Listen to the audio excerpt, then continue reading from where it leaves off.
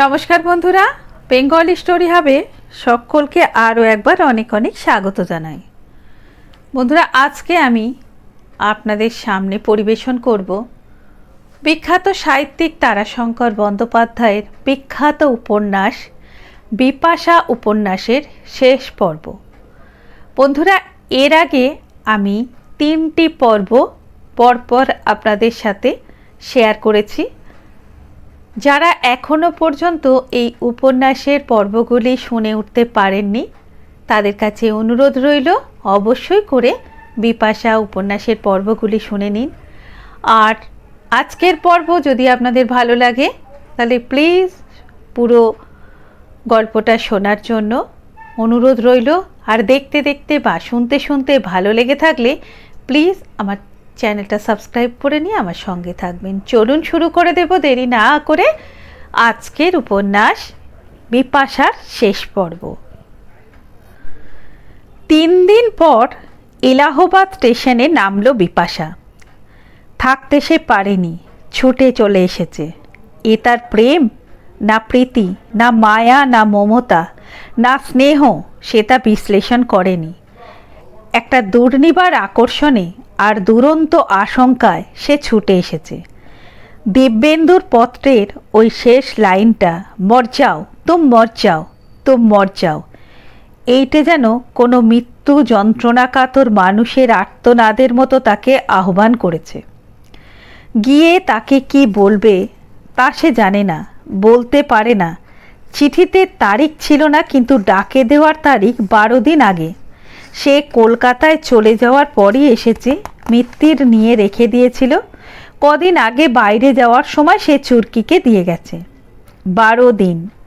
সে যদি আজও বেঁচে থাকে এবং দেখা হয় তবে তাকে সে কি বলবে জানে না। সে যদি প্রশ্ন করে, বলুন বেঁচে থেকে কি করব, তার উত্তরে সে কি বলবে তাও সে জানে না।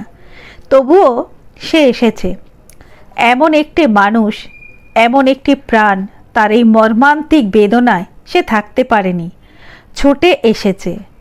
ট্রেনে ওঠা পর্যন্ত সমস্ত কিছুর পিছনে ছিল একটা দুর্বার আবেগের ঠেলা। ট্রেনে উঠেছিল শুধুমাত্র উদ্বেগ, উৎকণ্ঠা, মর্মান্তিক উদ্বেগ। কি দেখবে গিয়ে, কি দেখবে? এলাহাবাদের যত কাছে এলো ততই প্রশ্ন জাগলো, কি বলবে? স্থির করতে পারল না কি বলবে। স্টেশনে নেমে প্যাসেঞ্জারদের ভিড়ের সঙ্গে অনেকটা স্রোতে ভাসা বস্তুর মতো বেরিয়ে এলো। কুলিটা প্রশ্ন করল, কোথায় যাবেন মেম সাহেব? এ কথাও ভাবেনি।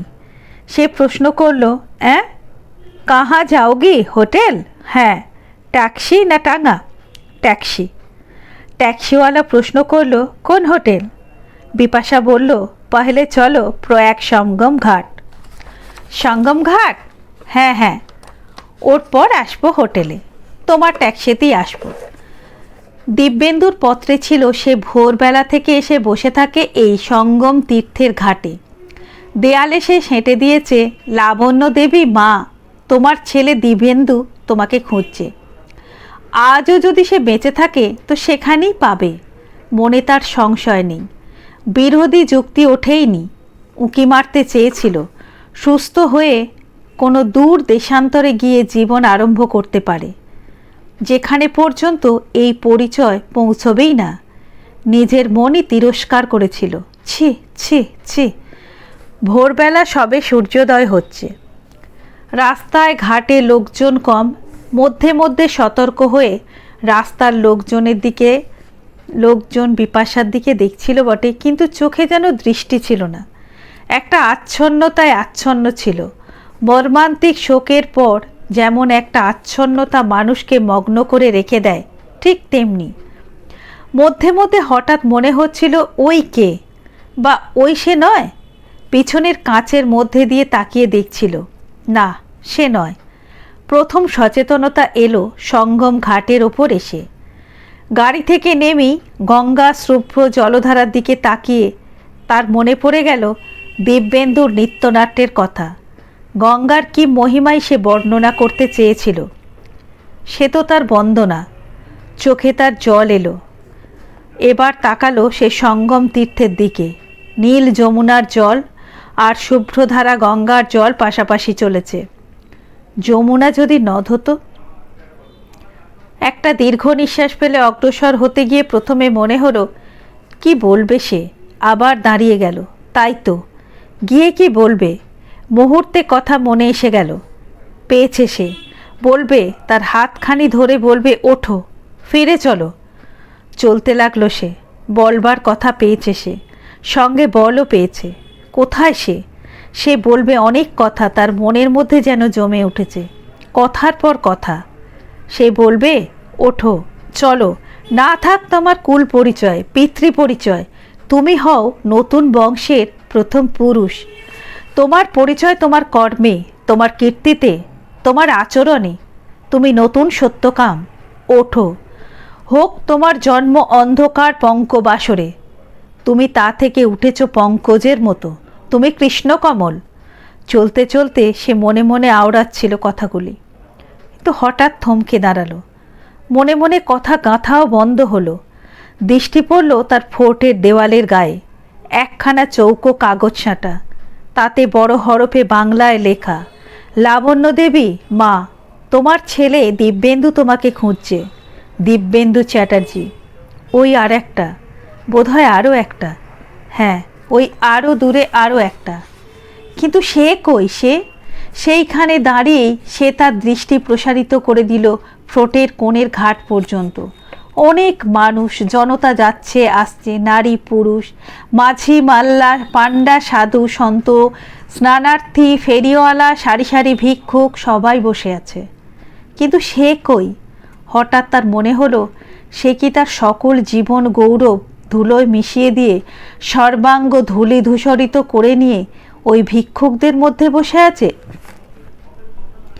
সে তাদের শাড়ির দিকে তাকিয়েই চলতে লাগলো।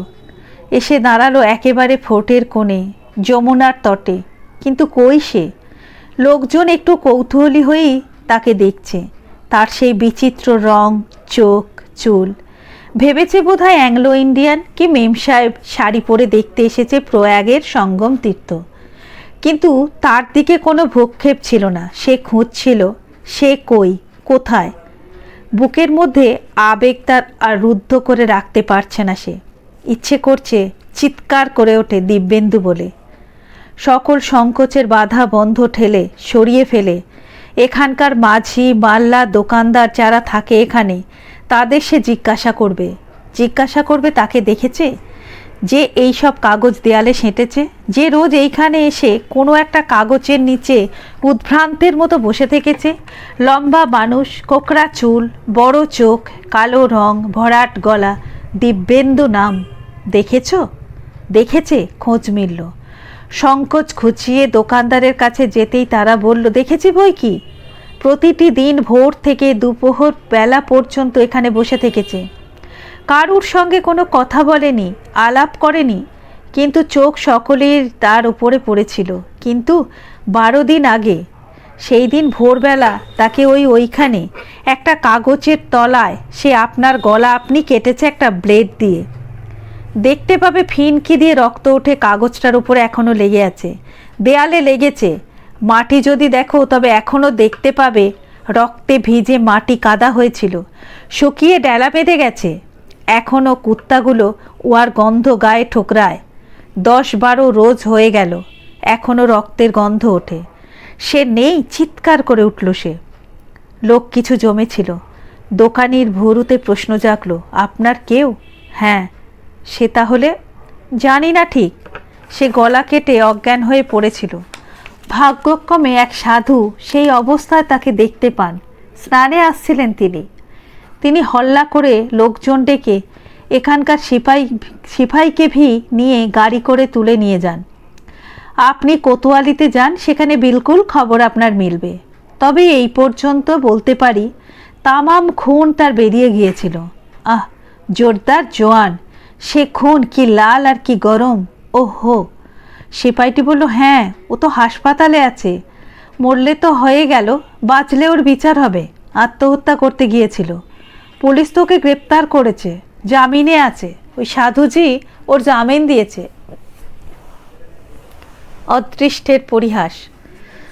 তাছাড়া কি বলবে? নইলে যে কলঙ্ক লেখা দিব্যেন্দু নিজের কণ্ঠনালী ছিন্ন করে রক্ত ঢেলে রক্তাক্ততার মধ্যে অবলুপ্ত নিশ্চিহ্ন করে দিতে চেয়েছিল, সেই লেখা ওই রক্ত বর্ণের অনুরঞ্জনে অগ্নিবর্ণ হয়ে ফুটে উঠতে চলবে কেন? দিব্যেন্দু ভাবেনি, হয়তো তার ভাববার মতো মস্তিষ্কে স্থিরতা ছিল না। ভাবেনি বিংশ শতাব্দীর দ্বিতীয় বিশ্বযুদ্ধোত্তর চিকিৎসাবিদ্যায় এইভাবে আত্মহত্যার চেষ্টা মৃত্যুর কিছু পূর্বে চোখে পড়লে এবং চিকিৎসা হলে সার্থক হয় না। সে গোঙাচ্ছিল, ছটফট করছিল। সাধুটি টর্চ ছেলে দেখে এগিয়ে এসেছিলেন, লোকজন ডেকেছিলেন, তারপর হাসপাতালে এনেছিলেন। রক্তের দরকার হয়েছিল, রক্ত তিনিই দিয়েছিলেন। বিচিত্র কথা, দিব্যেন্দুর দেহের রক্ত যে গ্রুপের, তার রক্ত সেই গ্রুপের। এই 12 দিনে সন্ন্যাসী 2 দিন রক্ত দিয়েছেন। কোতোয়ালির অফিস ইনচার্জ বললেন, বেঁচে সে গিয়েছে, কিন্তু দেখুন অদৃষ্টের পরিহাস, আত্মহত্যার চেষ্টার অপরাধে মামলা হবে। সেই মামলায় যা ঢাকতে উনি এই কাণ্ড করেছেন তা প্রকাশ হয়ে যাবে। একখানা চিঠি পাথর চাপা দিয়ে কাছে রেখেছিলেন ভদ্রলোক। ওর হোটেলে খানা তল্লাশি করেও আর একখানা পেয়েছি। তাতে লিখেছিলেন কি জানেন? লিখেছিলেন, আমার জীবনের কলঙ্ক লেখা রক্ত ঢেলে লেপে নিশ্চিহ্ন করছি আমি। এ আমার বিষাক্ত রক্ত, নিঃশেষে নির্গত করে দিয়ে মরতে চাই। আমার এই মৃত্যু স্বেচ্ছায় মৃত্যুবরণ, এর জন্য কেউ দায়ী নয়। হাসলেন কোতোয়ালির অফিসার ইনচার্জ। বিপাশা যেন বিহল হয়ে গিয়েছিল। বেঁচে গেছে দিব্যেন্দু, 12 দিন পার হয়ে গেছে। বুকের মধ্যে মর্মান্তিক আশঙ্কার উদ্বেগটা আর নেই। কিন্তু সে ভাবছিল, কোতোয়ালির অফিসারের কথাটাই কি সত্য? অদৃষ্টের পরিহাস। দিব্যেন্দুকে আদালতে দাঁড়াতে হবে এবং এই কলঙ্কের শিলমোহরের ছাপ এঁকে দিতে হবে। এ হয়তো আদালতে কোনো কথা না তুলে অপরাধ স্বীকার করে নিতে পারে, কিন্তু পুলিশ তো উদ্ঘাটন করতে দ্বিধা করবে না। হে ভগবান! কোতোয়ালি থেকে হাসপাতালের ঠিকানা নিয়ে সে হাসপাতালে চলল। মুহুর্মুহু চোখ ফেটে জল আসছিল। অকস্মাৎ যেন একটা চিন্তা তার মস্তিষ্কের মধ্যে খেলে গেল। সে হবে মিথ্যাবাদিনী, মিথ্যা কলঙ্ক সে নেবে তার মাথায়। সে আদালতে গিয়ে বলবে, উনি যে কথা বলতে চান না সে কথা আমি বলছি। উনি আমার স্বামী, আমরা গোপনে বিবাহ করেছিলাম দিল্লিতে। তখন আমি বোর্ডিংয়ে থাকি, সরকার থেকে বৃত্তি পাই পিতৃমাতৃহীনা কুমারী রিফিউজি বলে। স্বামী চাকরি করেন, এই কারণে যদি তা বন্ধ হয় সেই ভয়ে গোপন করেছিলাম। তারপর পাঞ্চেতে যখন এলাম তখন আর একজনের সঙ্গে প্রেমে পড়ি আমি। কিন্তু কি করে বলবে সে? কান্নায় সে ভেঙে পড়ল, বারবার চোখ মুছল। গাড়িটা এসে প্রায় সেই মুহূর্তে দাঁড়ালো হাসপাতালে। নামতে নামতে সে মনকে দৃঢ় করলো, বলতেই হবে। বলবে, আমি বিশ্বাসঘাতিনী হয়েছিলাম এবং এই নিয়ে তার সঙ্গে কুৎসিত ঝগড়া হয়। উনি ক্ষোভে রাগে মাইথন থেকে নিরুদ্দেশ হন। আমি পরে অনুতপ্ত হয়ে ওকে খুঁজতে খুঁজতে এখানে এসেছি। সে অফিসে গিয়ে ঢুকলো, বলল, ফোর্টের গাড়ি দিব্যেন্দু চ্যাটার্জি, যিনি গলা কেটে সুইসাইড করতে গিয়েছিলেন, তার খোঁজে এসেছি। তিনি? ডাক্তার বললেন তিনি এখন আউট অফ ডেঞ্জার, ভালো আছেন। আমি তাকে দেখতে চাই একবার। এখন তো ভিজিটিং আওয়ার্স নয়, তাছাড়া তিনি পুলিশ কেসের আসামি, অবশ্য জামিনে আছেন। কাতর মিনতি করে উঠল বিপাশা, প্লিজ প্লিজ, আমি বহু দূর থেকে আসছি, বাংলাদেশ থেকে। আমি তার স্ত্রী। স্ত্রী? কি বলছেন? হ্যাঁ, আমি তার স্ত্রী। তিনি জ্ঞান হয়ে অবধি বলেছেন, কেউ কোথাও নেই আমার, বিশ্ব সংসারে আমি একা, আমার উপরই অভিমান করে। ডাক্তারবাবু, 5 মিনিটের জন্য। ডাক্তার বোধ করি বিরক্তি এবং করুণা দুইয়ের জন্যই বিচলিত হলেন। একটু ভেবে বললেন, দাঁড়ান দেখি। বেরিয়ে গিয়ে কয়েক মিনিট পরে ফিরে এসে বললেন, একটু বসুন। সিএমএ পারমিশন দিয়েছেন, কিন্তু তার ঘরে এখন সেই সাধুটি আছেন। তিনি তাকে বলতে গেলে বাঁচিয়েছেন এবং এখনও তিনি তার জামিনদার। মন তার বড় ক্লান্ত, বড় শ্রান্ত, সব উত্তেজনা শেষ হয়ে গেছে, কিন্তু বড় পরিতৃপ্ত। তাই সে বলবে, দিব্যেন্দুকে বলবে, তুমি না বলতে পাবে না, আমি তা বলবো। টেবিলের ওপর মাথা রেখে সে কল্পনা করতে লাগলো। রবীন্দ্রনাথের কবিতার লাইন মনে পড়ছে, মধু চক্রে লোষ্ট প্রাতে বিক্ষিপ্ত চঞ্চল মক্ষিকার মতো আদালতে মানুষের ভিড় জমছে, ফিসফিস কথা, হাসি। তার মধ্যে দাঁড়িয়ে বলছে, দিল্লিতে তার সঙ্গে আমার বিবাহ হয়, গোপনে বিবাহ করেছিলাম। উঠুন আপনি, স্বামীজি এসে গেছেন। মাথা তুলল বিপাশা এসে, কিন্তু কথা শেষ হলো না তার। এ কি বিপাশা, তুমি? দিল্লির স্বামীজি। তিনি তাকে মিশনারিদের হাত থেকে নিয়ে গিয়েছিলেন নিজের আশ্রমে। আপনি আপনি দিব্যেন্দুকে বাঁচিয়েছেন? তুমি চেনো দিব্যেন্দুকে? ডাক্তার বললেন, উনি দিব্যেন্দু স্ত্রী। স্ত্রী? বিহ্বল হয়ে গেল বিপাশা। সে প্রাণপণে নিজেকে সংযত করে তার এতক্ষণে সেই রচনা করা মিথ্যাটি বলে গেল। তার সঙ্গে সে জুটল সেই যে কনস্টিটিউশন হলে কবিতা নিয়ে ঝগড়ার কথা বলেছিলাম, সে ওরই সঙ্গে। শুধু মিটমাট নয়, বিবাহ হয় গোপনে। একটি অর্ধস্ফুট ম্লান হাসি স্বামীজির মুখে ফুটে রইল সারাক্ষণ। তিনি শুনছিলেন না, কোনো দূরের কোনো কথা ভাবছিলেন, ঠিক বোঝা গেল না। শুধু বিপাশার কথা শেষ হতেই একটু বেশি হেসে ফেললেন। আশ্চর্য, চোখ দুটিও সজল হয়ে গেছে। চোখ মুছে বললেন, এমন করে ঝগড়া করো না মা। যাতে আবার হাসলেন, বললেন, দৈবক্রমে আমি এসে গিয়েছিলাম। আমি সন্ন্যাস নিয়েছিলাম এই প্রয়াগের ঘাটি ব্রহ্ম মুহূর্তে। সে অনেক দিনের কথা, 22 বছর। প্রতি বছর এই দিনটিতে আসি, এখানে স্নান করি, ত্রিরাত্রি বাস করি, আবার চলে যাই। এবারেও এসেছিলাম, তবে ত্রিরাত্রির বদলে 5 রাত্রি হয়ে গেল, আটকা পড়েছিলাম। হঠাৎ সেদিন ভোরবেলায় সঙ্গম তীর্থে স্নান করতে নামছি, কানে গেল মানুষের গোঙানি। হাতে টর্চ ছিল, জেলে দেখি সবল যুবা রক্তে ভাসছে। ছুটে গেলাম, লোকজন ডাকলাম। ভগবানের কৃপা আর কি, বেঁচে গেছে, সুস্থই প্রায় হয়েছে। যাও, তুমি যাও, দেখা করে এসো, যাও। ডাক্তার বলল, আসুন। বিপাশা অগ্রসর হলো। তার পা আবার কাঁপতে শুরু করেছে।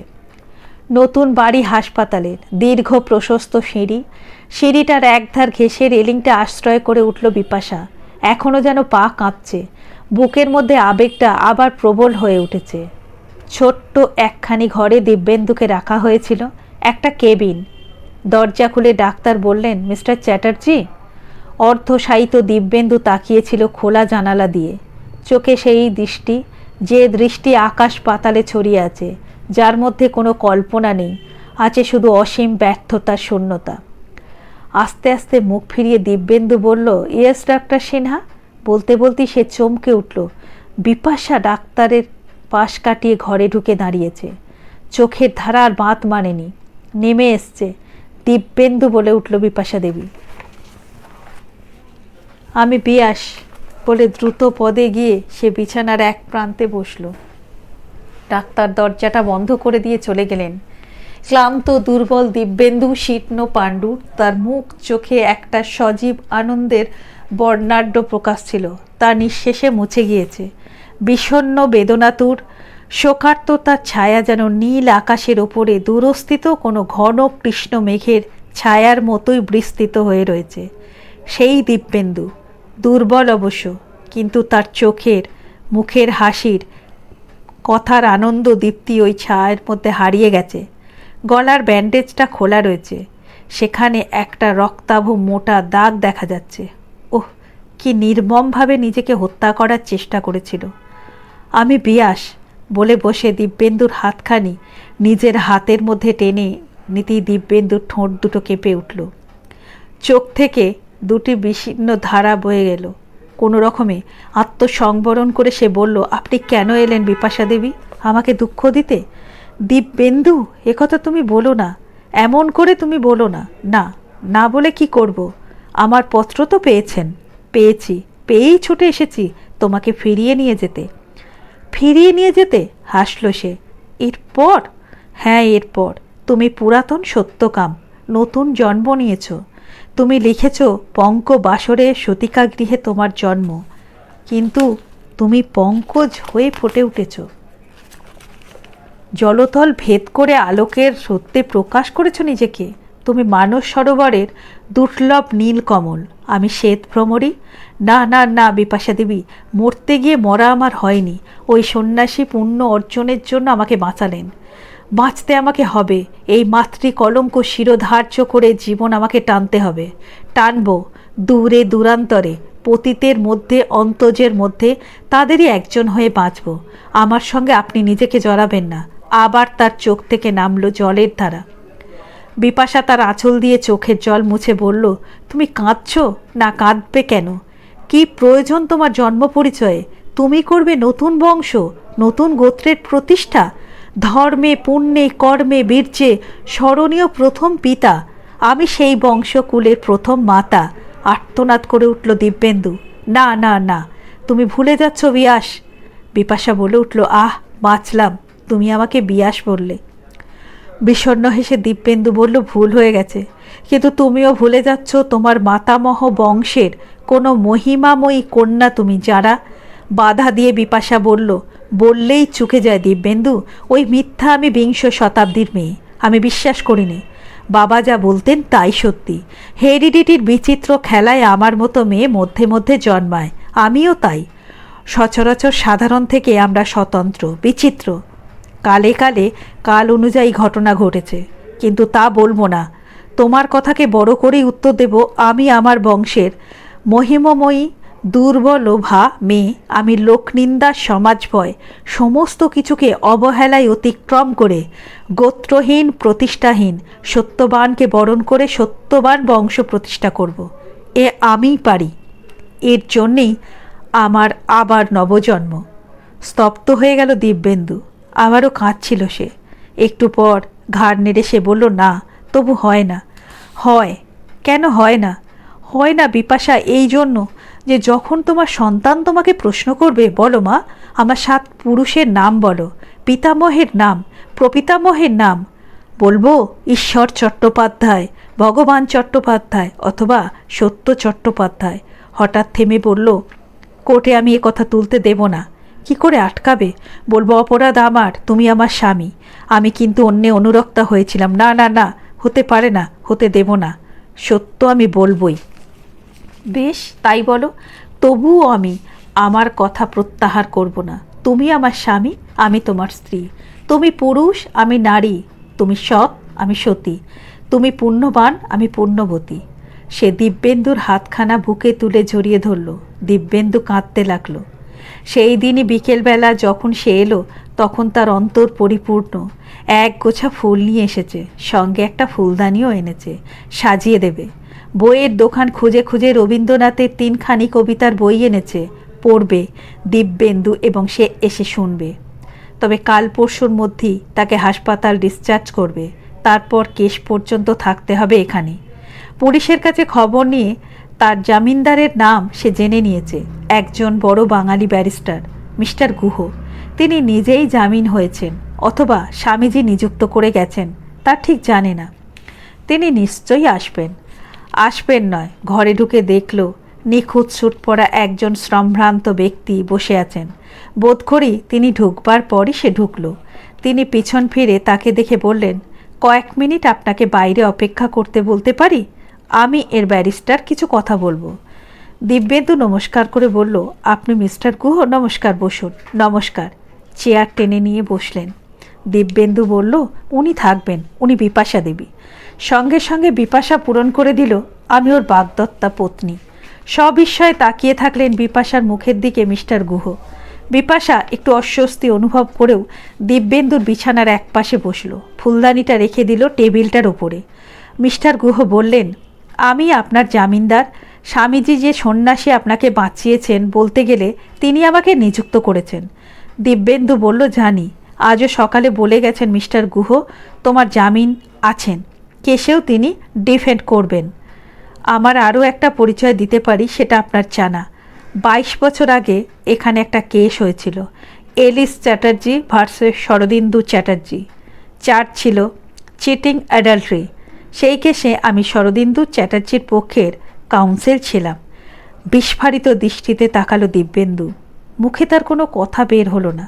একটু পরে সামলে নিয়ে সে বলল, তিনি তার কথায় বাধা দিয়ে মিস্টার গুহ বললেন, তিনি আমার ঘনিষ্ঠ বন্ধু ছিলেন।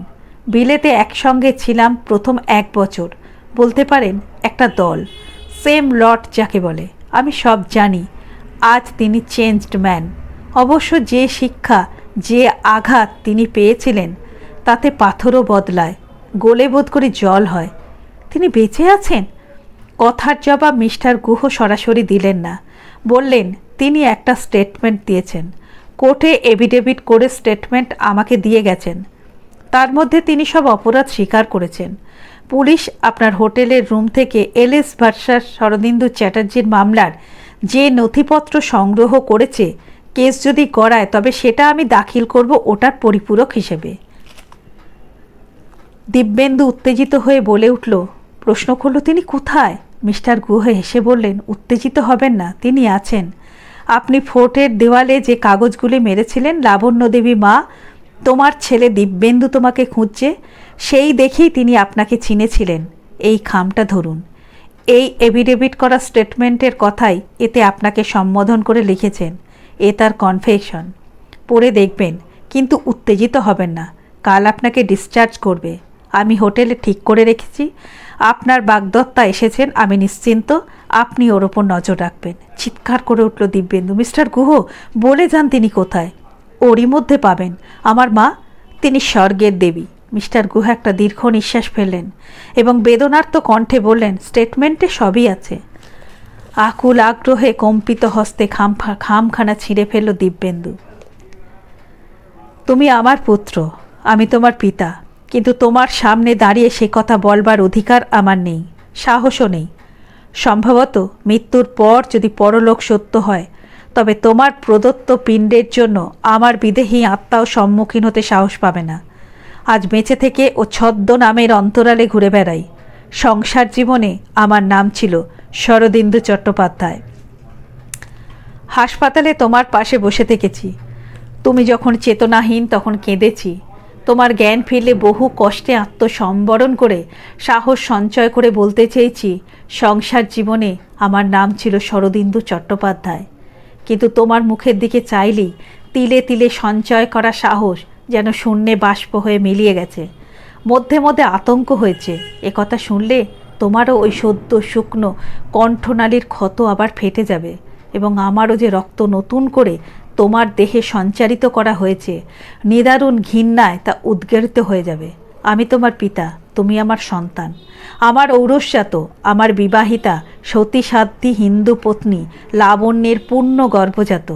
তুমি পবিত্র, তুমি শুদ্ধ, তুমি পূর্ণফল। আমি পাষণ্ড, আমি কামার্ত, রূপ মোহান্ধ, শিক্ষা ও বৈধর্যের প্রচ্ছদের অন্তরালে ছদ্মবেশী নর পশু। বোধ করি বংশের মধ্যে ভালো ও মন্দের ধারা পাশাপাশি প্রবাহিত হয়। তার মধ্যে মন্দটি ছিল আমার জীবন স্রোতের উৎস। আমি যেমন মন্দটি পেয়েছি, তেমনি তুমি পেয়েছ ভালোটি। এলাহাবাদে আমার সন্ন্যাস গ্রহণের দিন আমি প্রতি বৎসর আসি স্নান করতে। গোপনে আসি, গোপনে যাই, কারণ এখানে আমার অনেক লজ্জা। এবার এসে দেয়ালে ওই লেখা দেখে চমকে গেলাম, লাবণ্য দেবী মা, তোমার ছেলে দিব্যেন্দু তোমাকে খুঁজছে। সারি সারি তোমাকে দেখেই চিনলাম। দেরি হলো না, তুমি আমার ঔরসজাত, অবিকল আমার যৌবনের প্রতিমূর্তি। আমি আর ফিরতে পারিনি দিব্যেন্দু। তোমার সম্পর্কে একটা শঙ্কা, একটা নিদারুণ উৎকণ্ঠা আমাকে বিচলিত করেছিল। তোমার মুখ, চোখ, তোমার পদক্ষেপ আমাকে বলে দিয়েছিল তুমি এমনই একটা কিছু করবে। যে ছেলে এমন করে সমাজ সংসার কর্তৃক অপবাদ লাঞ্ছিতা পরিত্যক্তা মাকে খোঁজে পথের ধারে বসে থাকে, সেই মায়ের জন্য না পারে কি, এবং সেই কারণেই তোমার সম্মুখীন হতেও পারিনি। শুধু তোমার পিছনে পিছনে ঘুরেছি সর্বত্র। সেদিন কয়েক মিনিট বোধ করি 20 মিনিটের এদিক ওদিকে এটা ঘটে গেল। সেদিন তুমি কিছু আগে এসেছিলে সঙ্গমের ঘাটে। আমি যখন এলাম তখন, হে ভগবান, যেন আর্তনাদ করে উঠল দিব্যেন্দু। আমি চিনতে পারলাম না। আমার মনে হয়েছিল কি অদ্ভুত সাদৃশ্য তোমার এই দাড়ি গোপে। আমি যাই দেখি। না বিয়াস, তুমি যেও না। আমার মধ্যে একটা ক্রোধ জেগে উঠেছে। বিয়াস, আমার মা, সে কাঁদতে লাগলো, ফুঁপিয়ে ফুঁপিয়ে ছোট ছেলের মতো কাঁদতে লাগলো। তারপর বলল, বিয়াস তুমি পড়ো, আমি শুনি। বিয়াস পড়ে গেল। ডাক্তার হাসপাতালে যখন বললেন রক্ত চাই, কে রক্ত দেবে? আমি বললাম আমি। ডাক্তার বললেন, সাধুজি ওর গ্রুপের সঙ্গে মেলা চাইতো। আমি বলেছিলাম দেখুন ঠিক মিলবে। পরমাত্মা বলেছেন মিলবে, মিলেছিল, আমি জানতাম না। যাক, এখন কোর্টে যা এভিডেভিট করেছি, যা আমার জীবন সত্য, আমার দুর্বলতার লজ্জার কথা, যা একদিন কোর্টে বলতে পারিনি তাই আজ বলছি। যেদিন তোমার সতীসাধ্যী মা আমাকে কলঙ্ক, লজ্জা ও জেল থেকে বাঁচাবার জন্য নিজে কলঙ্কিনী অপবাদ গ্রহণ করেছিলেন, সেই দিন আমি চেষ্টা করেও বলতে পারিনি আমি জন্ম পাষণ্ড। এমন পাষণ্ডের শিক্ষাতেও বোধ হয় পাষণ্ডত্বের মোচন হয় না। এমন শিক্ষিত পশু সকল কালে সকল দেশেই ছিল এবং আছে, কিন্তু মধ্যে মধ্যে কালের একটা বাতাস আসে, অথবা এমন কিছু একটা হয় বা আসে যখন শিক্ষা, সভ্যতা, দর্শন সব যেন এর সহায়তা করে।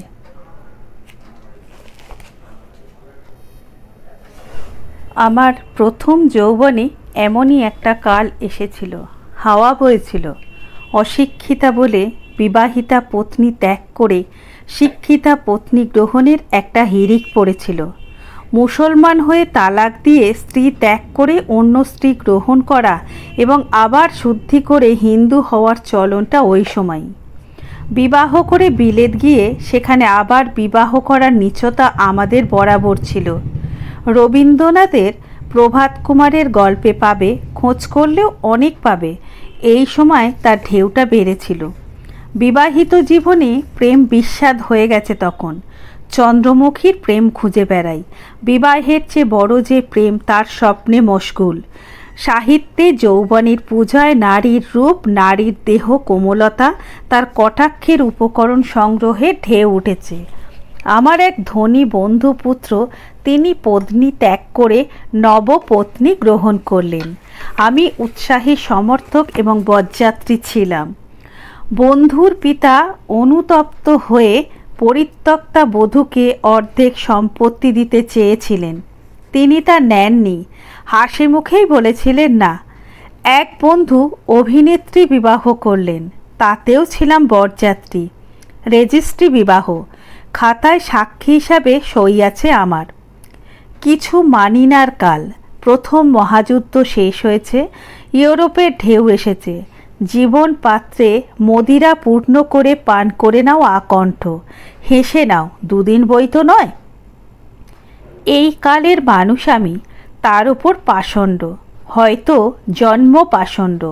এবং সেই সময় আমার মতো অনেক বিদগ্ধ পাষণ্ড প্রকাশ্য রাজপথে ধুলো উড়িয়ে বেড়ায়। সব ঝুট হ্যায়। যাক, অনুক্রম রেখে বলি, আমার বিচার তুমি করো। নিজের অন্তর্জ্বালা মোচন করো, ধৌত করে নিও আমার চোখের জল। আমার স্টেটমেন্ট তোমার বিচারের সময় তোমার কথার সঙ্গে একত্রিত করে তোমার জীবন কাহিনী সম্পূর্ণ করে নিও। আমাদের বাড়ি বোধহয় ছিল হুগলি জেলায়। পিতামহ দেশ ত্যাগ করেছিলেন, চাকরি হয়েছিল উপজীবিকা। বাপ মায়ের এক সন্তান আমি। মানুষ আবাল্য কলকাতায়। ফরাসি ধরনে হাসি, বিলেতি ধরনে কাশি, কথা বলি বেঁকিয়ে, পরিহাস করে উড়িয়ে দিই সব কিছুকে, ঈশ্বর, চরিত্র, সমাজ, সংস্কার, সব কিছু। সে বৈধব্য আজও আছে, হয়তো বেড়েছে, কিন্তু সেদিন যেন এর রূপ ছিল আরও তীক্ষ্ণ, আরও সর্বনাশা। চরিত্রকে ভ্রষ্ট করে তখন বাহবা দিতাম আমরা নিজেরাই নিজেদের।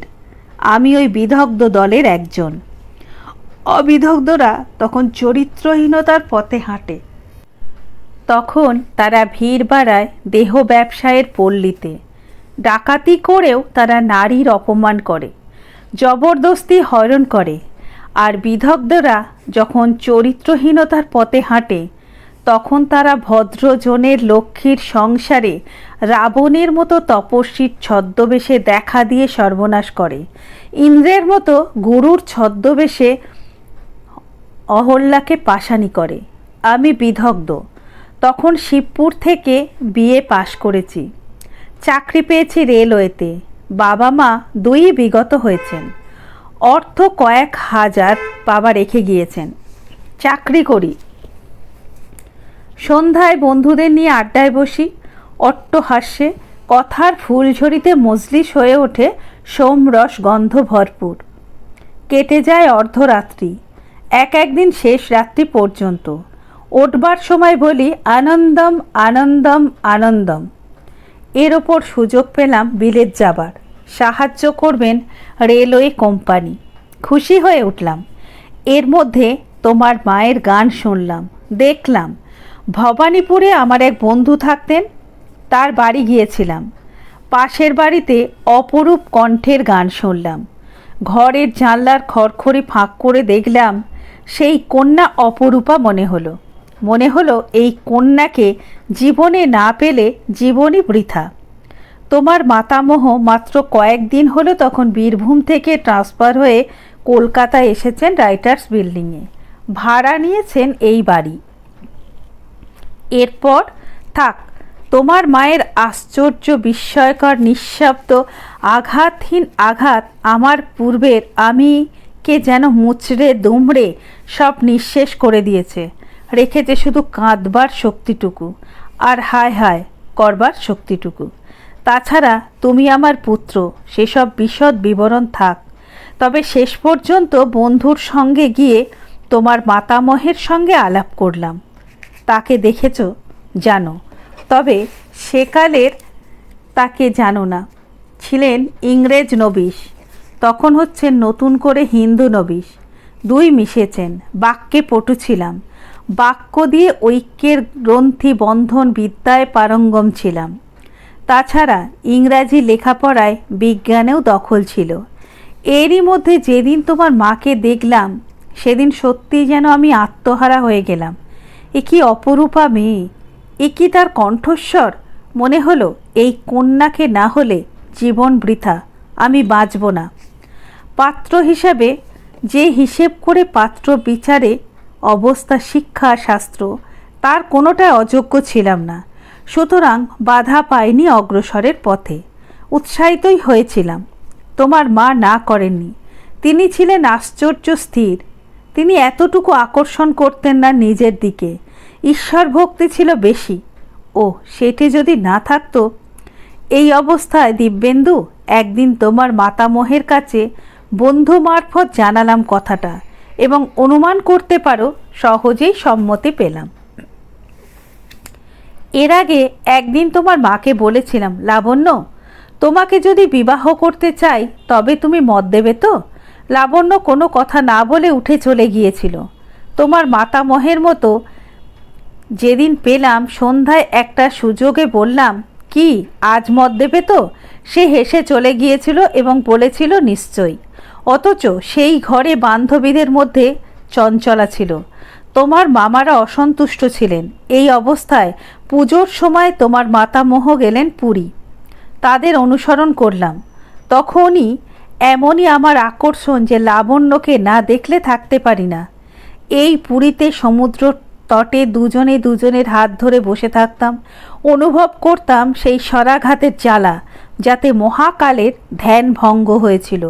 মধ্যে মধ্যে হাত ছাড়িয়ে উঠে যেত লাবণ্য। বুঝতাম সে নিজেকে সংযত করছে। এর মধ্যে একদিন যাওয়ার কথা ভুবনেশ্বর।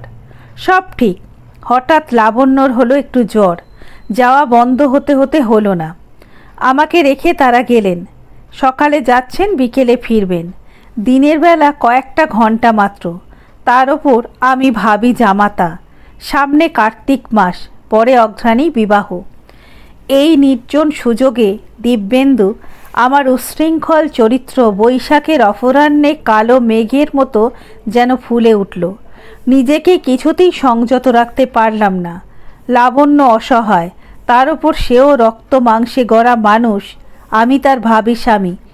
হয়তো সেদিন সে নির্জনতার মধ্যেও তারও মনে রং ধরেছিল। তবু সে বিধানকে বিস্মিত হয়নি। বলেছিল, চলো তবে মন্দিরে। সেখানে জগন্নাথকে সাক্ষী রেখে তার প্রণামী মালা নিয়ে বদল করব। বিমলা মায়ের মন্দিরে গিয়ে প্রসাদী সিঁদুর নেব। সেই সিঁদুরের একটা ছোট্ট বিন্দু দিয়ে দেবে আমার সিঁথিতে। সেই হবে আমাদের বিবাহ, তারপর আমাদের বাসর। তাই করেছিলাম, এবং বাড়ি ফিরে সারাটা দ্বিপ্রহর বাসর পেতেছিল সে। দিব্যেন্দু, আমাদের সামাজিক বিবাহ হয়েছিল 2 মাস পর, কার্তিকের পর অঘ্রাণে। সেই কারণে সামাজিক বিবাহের তারিখ থেকে তোমার জন্ম 8 মাস পরে। লাবণ্য কোনোদিন আমাদের সামাজিক বিবাহের ওপর গুরুত্ব দেয়নি। তার কাছে আসল বিবাহ ছিল সেই জগন্নাথ সাক্ষী রেখে মন্দিরে বিবাহ। সেই কারণে সে যখন কোর্টে সাক্ষী দেয়, থাক, ক্রম ভঙ্গ হচ্ছে। এরপর চলে গেলাম বিলেত। লাবণ্য ফিরে গেল তোমার দাদা মশাইয়ের কাছে। বিলেতে কয়েকদিন যেতে না যেতে আফসোস হলো, বিয়ে কেন করে এলাম। নিজেকে আজ জিজ্ঞাসা করি, এমন করে লাবণ্যকে বিবাহ করবার জন্য পাগল হয়েছিলাম কেন। বাঁধন পড়বার জন্য মন আমার ছিল না। বিলেতের স্বপ্নও তো সামনে ছিল, তবে এক সময় মনে হতো আমি সত্যি তাকে ভালোবেসেছিলাম, কিন্তু আমার পাশব প্রবৃত্তি, বহু ভোগের আকাঙ্ক্ষা আমার ভালোবাসার চেয়ে শক্তিকে প্রবলতর করেছিল। সেটা সত্য হোক বা না হোক দিব্যেন্দু, এটা নিশ্চিত সত্য যে আমি বিলেত চলে যাব। কুমারী লাবণ্যকে অন্য কেউ বিবাহ করবে, এই কল্পনা আমার সহ্য হয়নি। লাবণ্য আমার। বিলেতে এসে 6 মাস যেতে না যেতে আমার মন বিদগ্ধ, চরিত্রহীন, বলগাহীন ঘোড়ার মতো ছুটতে লাগলো। সাহেবিয়ানায় পুরনো বন্ধুরা হেরে গেল। মদ্যপানে পোক্ত হয়ে গেলাম। সঙ্গিনী নিয়ে সমুদ্র তটে সারাদিন পড়ে থাকতে ছিল সব থেকে শখ। তবে পড়াশোনায় ভালো ছিলাম, বৃত্তিও একটা পেলাম। এরই মধ্যে বাধা পড়লাম এলিশের সঙ্গে। এলিশ আমার প্রফেসরের মেয়ে, তার নিন্দা করতে পারবো না, কিন্তু ওরা স্বতন্ত্র জাত, আচার আচরণ বোধ সব আলাদা। এলিশকে নিয়ে প্রতিযোগিতা চলছিল একজন ইংরেজ ছেলের সঙ্গে। এতেই হয়ে গিয়েছিলাম উন্মাদ। হিত অহিত, ন্যায় অন্যায় কোনো গায়েন রইল না। হয়তো প্রয়োজন হলে সেই ইংরেজ ছেলের সঙ্গে ডুয়েল লড়েও মরতে পারতাম। জ্ঞান ছিল না যে লাবণ্য আমার জন্য অপেক্ষা করে আছে। এই সময় চিঠি এলো, সংবাদ এলো তোমার জন্মের। মনে পড়ে গেল মাথার চুল ছিঁড়েছিলাম, গোপন করব না। মনে মনে তোমাদের মাতা পুত্রের মৃত্যু কামনা করেছিলাম। সারাটা দিন মদ্যপান করেছিলাম। তারপর অকস্মাৎ মনে হয়েছিল, তাই তো, যে মেয়ে বিবাহের পূর্বে আমাকে আত্মদান করেছে সে অন্যকে করেনি, তার প্রমাণ কি? এই পুত্র আমার, তার প্রমাণ কি? জানতাম সম্পূর্ণ মিথ্যা, নিজেই প্রতিবাদ করেছি নিজের, কিন্তু আমার পাষণ্ড সত্তা তা শুনবে কেন? সে বলল, এই তো সুযোগ, এই যে সন্তান, এ তো প্রকৃতপক্ষে 7 মাসে, নামে 8 মাস, কেন নেব দায়িত্ব? লিখে দিলাম তাই। উত্তর এলো, আমরা আজ হইতে জানিব লাবণ্য বিধবা, তুমি আমাদের কাছে মৃত। হুররে বলে নিজের ঘরে চেঁচিয়ে উঠেছিলাম। 2টো ডাকে আর চিঠি আসে না। আমি নিশ্চিন্ত হয়ে এলিশের পিছনে ছুটলাম এবং একদা তাকে বিবাহও করলাম। দেশে এসে চাকরি নিয়েছিলাম উত্তরপ্রদেশে, রেলেরই চাকরি, বেতন অনেক, সুখেই ছিলাম। এলাহাবাদে আমার খুব খাতির ছিল। স্ত্রী আমার বিদেশিনী শ্বেতাঙ্গিনী, আমি যেন বিজয়ী বীর। নিশ্চিন্তই ছিলাম। লাবণ্য বা তোমার দাদামশাই এ কথা প্রকাশ করবেন না। এমন অনেক আছে আমাদের দেশে।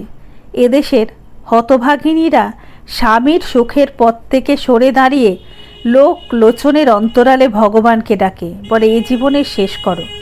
তার জন্যে আমার আফসোস ছিল না। জীবন চলছিল জোয়ারের নদীর মতো। হঠাৎ ভাটা পড়ল। তোমার বড় মামা রেলের চাকরি, তিনি বদলি হয়ে এসেছিলেন এলাহাবাদ। আমার তাকে মনে ছিল না। জীবনে একবার কয়েকটা দিনের জন্য দেখা। অফিসার গ্রেডের লোক হলেও নিচের অফিসার, কে মনে রাখে? তবু মুখ, তার নাম কিছুই মনে ছিল না। কিন্তু তিনি চিনেছিলেন। তিনি লাগালেন আগুন। এই আগুন আমার প্রাক্তন, আমার কর্মফল। সেই চিঠি লিখেই ক্ষান্ত হলো না, বিয়ের ফটোগ্রাফও পাঠিয়ে দিয়েছিলেন। এলিশ আমার সঙ্গে ঝগড়া করলো, কৈফিয়ত চাইল। সেটা 1935 সাল। আমি অস্বীকার করলাম। তার সন্দেহ গেল না। সেই ফটোটা দেখিয়ে বলল, কে? তবে এ কে? কঙ্কুবাইন, ইয়োরা রাধা। এলিশকে বৃন্দাবনে নিয়ে গিয়েছিলাম। দেখে শুনে রাধার ওপর সে ঘৃণা প্রকাশ করেছিল। আমি সহ্য করতে পারিনি, তার গালে চড় মেরেছিলাম। ব্যাস, হয়ে গেল। ওদের প্রেম আছে, কিন্তু সে প্রেমে ক্ষমা নেই। অন্তত আমাদের দেশে যে ক্ষমা, তা নেই। এরপর ওখানকার ইংরেজরা এক হলো। এলিশের বাপ এলো। এলিশ মামলা করলো এবং সাক্ষী মারল তোমার মাকে। তোমার মা বলেছিলেন আমি যাব না।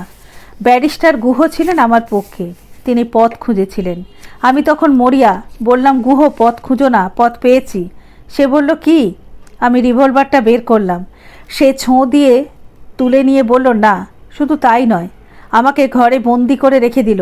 তারপর একদিন বলল, আমি আজ বেনারস যাচ্ছি, ঘুরে আসি, যদি পথ না পাই তো রিভলভারটা তোমার হাতে তুলে দেব। সে তোমার মায়ের কাছে গিয়েছিল। পরের দিন কেসের শেষ দিন।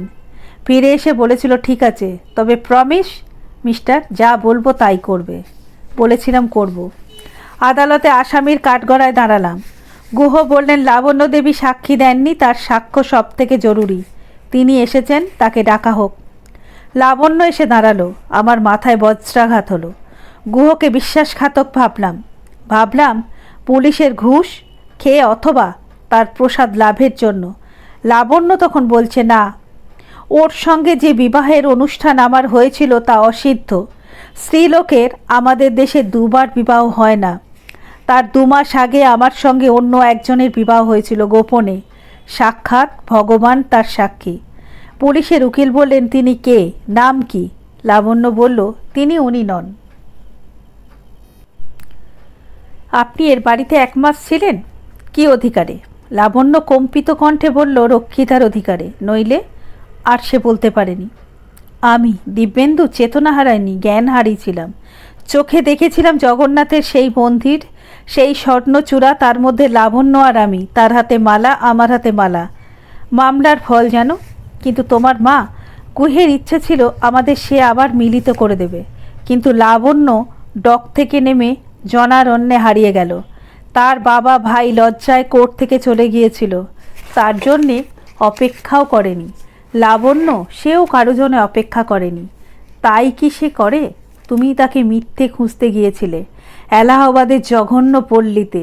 সে কি তাই যেতে পারে? সে যথাস্থানে গিয়েছিল। না, সে মরেনি। সন্ন্যাসী হয়েছিলাম এরপর। আর কোনো পথ ছিল বলো? হঠাৎ একদিন সন্ন্যাসের পথেই ওকে আবিষ্কার করলাম, কিন্তু সম্মুখে যেতে পারিনি। তাকে দেখলাম জগন্নাথের মন্দির দ্বারে ভিক্ষা করত। আমি সম্মুখে যেতে পারিনি।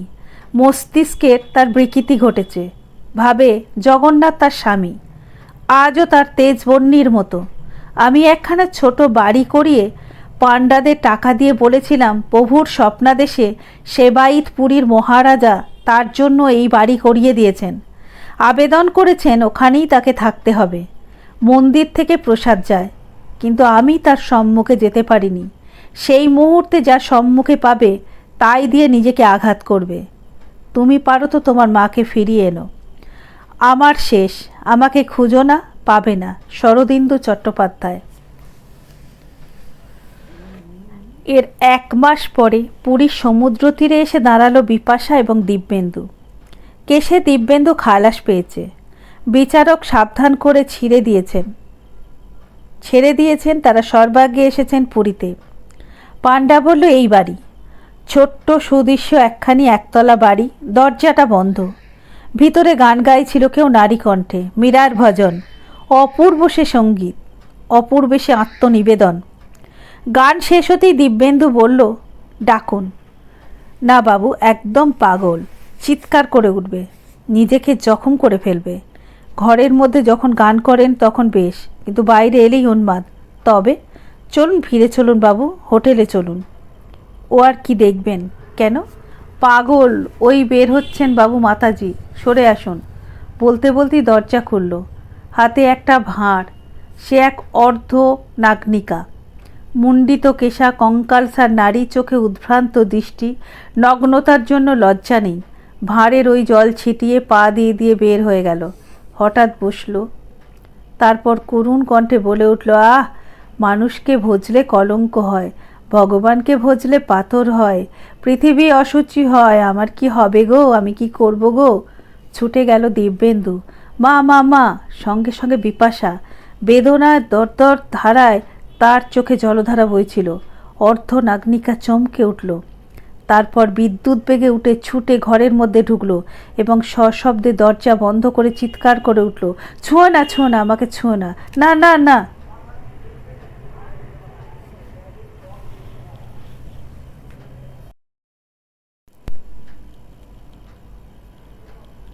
এতক্ষণ শুনছিলেন তারাশঙ্কর বন্দ্যোপাধ্যায়ের বিপাশা উপন্যাসের শেষ পর্ব। আজকে গল্পটা উপন্যাসটা আপনাদের কেমন লেগেছে অবশ্যই জানাবেন।